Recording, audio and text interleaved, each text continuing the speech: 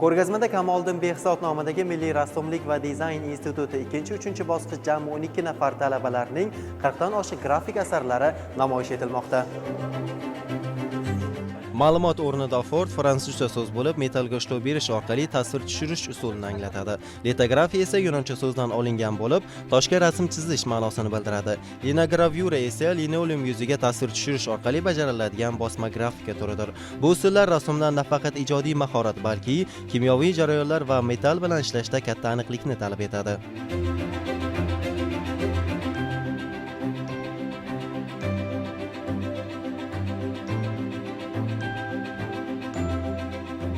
Grafika yo'nalishi adabiyot bilan bog'liq. Chunki aynan adabiyotda kitoblarda o'sha bizning rassomlarimiz, o'sha grafiklarimiz ishlaydi asosan. Chunki o'sha asarlardagi bir mazmunni chiqarib berish uchun ham rassom bitta kitobni 5-6 marta qayta o'qiydi. Ya'ni qaysidir ma'noda rassomlarimiz ichida eng ko'p o'qishga majbur bo'lgan, demak, yo'nalishlardan bittasi hisoblanadi. Ikkinchisi, san'atda asosiy vazifasi ham shu ma'rifatparvarlik hisoblanadi. Biz bu yerda yana plakat janriga alohida e'tibor bermoqchimiz. Bu yerda shu ifodaviy uslublar bor. Ya'ni bu ijtimoiy voqealar, hodisalarga munosabat. Bu o'sha tafakkurni ham o'ziga yarasha bildirish, chunki bilasiz, jamiyatdagi hodisalarga munosabat bildirish uchun ham yaxshigina tafakkur ham bo'lishi kerak. O'zim 4 ta ijodiy ishlarim bilan qatnashyapman. Ularning eng esda qolarlilari bu litografiya uchun chizilgan eskizlar va illyustratsiyalar va undan tashqari grizel yo'nalishi.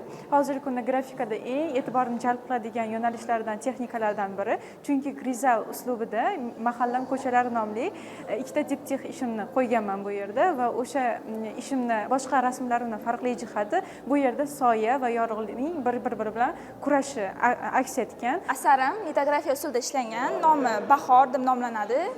Asarim A4 formatda bo'lib, tosh bosmaga bosib o'yilgan ish. Bu asar oddiy kartinalardan ajralib turadi. Shunga yarasha buni mehnati ham ancha og'irroq. Mutaxassislarning ta'kidlashicha, bosma grafika san'ati bugungi kunda kam ijodkorlar shug'ullanayotgan yo'nalishlardan biri. Shu bois bu san'atni asrab-avaylash va yosh avlodga yetkazish dolzarb masalalardan hisoblanadi.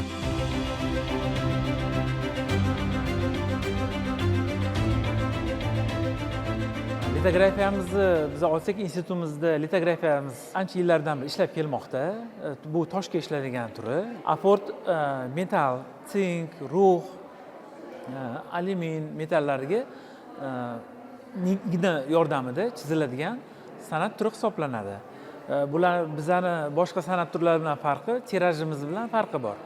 Har bitta ish haqiqiy hisoblanadi. Afortimiz 1000 dan oshiq chiqishi mumkin, litografiyamiz 50 dan oshiq, linogravyuramiz ham 50 ta odatda chiqariladi. Asarimning nomi Qizaloq. Bu yerda bu qiz va hayvonni tasvirladim. Bu yerda beg'uborlik, mehr tasvirlangan. Ish jarayoniga kelsak, bu yerda toshni sayqalab birinchi, keyin unga maxsus qalamimiz bilan chizib, uni maxsus uskunamizdan chiqarib pechat qilib olganmiz. Bu kabi loyihalar yosh ijodkorlarga qaratilayotgan e'tibor va g'amxo'rlikning yorqin ifodasi bo'lib, ular uchun tajriba almashish va o'z mahoratini namoyon etish imkoniyatini yaratadi. Ko'rgazma 12-martga qadar davom etadi. Zokir Mo'minov, Islombek Abdunabiyov bugun dastur uchun.